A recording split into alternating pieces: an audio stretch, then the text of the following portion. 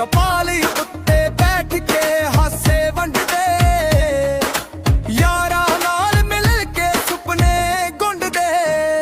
ਸਾਡਾ ਪਿੰਡ ਸਾਡੀ ਸ਼ਾਨ ਵੇ, ਮਿੱਟੀ ਵਿੱਚ ਵਸਦੀ ਜਾਨ ਵੇ, ਖੇਤਾਂ ਵਾਲੀ ਠੰਡੀ ਠੰਡੀ ਹਵਾ ਇੱਥੇ ਹਰ ਬੰਦਾ ਬਾਦਸ਼ਾਹ ਏ। ਸਾਡਾ ਪਿੰਡ ਸਾਡੀ ਸ਼ਾਨ ਵੇ।